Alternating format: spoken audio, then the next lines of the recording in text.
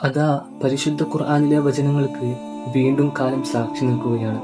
American പ്രസിഡന്റും മറ്റു Israel പ്രസിഡന്റൊക്കെ ഇന്ന് പറഞ്ഞു വരുന്നത് ഞങ്ങൾ സമാധാനത്തിന് വേണ്ടിയാണ്, അല്ലെങ്കിൽ ഒറ്റക്കെട്ടായി നിൽക്കാൻ വേണ്ടിയാണ്, അല്ലെങ്കിൽ ഞങ്ങളുടെ ഒക്കെ ലക്ഷ്യം തന്നെ സമാധാനം എന്ന് പറയുമ്പോൾ ഹബീബായ തങ്ങൾ ഇറക്കപ്പെട്ട പരിശുദ്ധ ഖുർആൻ പറയുന്നുണ്ട്, വഇദാ ഖീല ലഹും ലാ തുഫ്സിദൂ ഫിൽ അർദ്, ഭൂമിയിൽ നിങ്ങൾ കുഴപ്പമുണ്ടാക്കരുതെന്ന് അവരോട് പറയപ്പെട്ടാൽ അവർ പറയുമത്രേ, ഖാലൂ ഇന്നമാ നഹ്നു മുസ്ലിഹൂൻ, ഞങ്ങൾ സമാധാനമുണ്ടാക്കാൻ വേണ്ടി മാത്രമാണ് എന്നവർ പറയും. പക്ഷേ അലാ ഇന്നഹും ഹുമുൽ മുഫ്സിദൂൻ, അറിയുക അവർ തന്നെയാണ് കുഴപ്പമുണ്ടാക്കുന്നവരെന്ന്.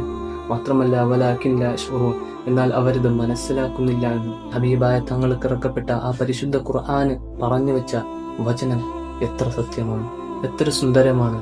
ഇന്ന് ആ ഇസ്രായേൽ പ്രസിഡന്റും അതുപോലെ തന്നെ ട്രംപും ഒക്കെ പറയുന്നത് ഇത് തന്നെയാണ്, ഞങ്ങൾ സമാധാനത്തെ ആഗ്രഹിക്കുന്നു. പക്ഷേ അതൊരു കബഡിപ്പിക്കലാണെന്ന് പരിശുദ്ധ ഖുർആന് നമുക്ക് പണ്ടേ പറഞ്ഞു വെച്ചിട്ടുണ്ട്.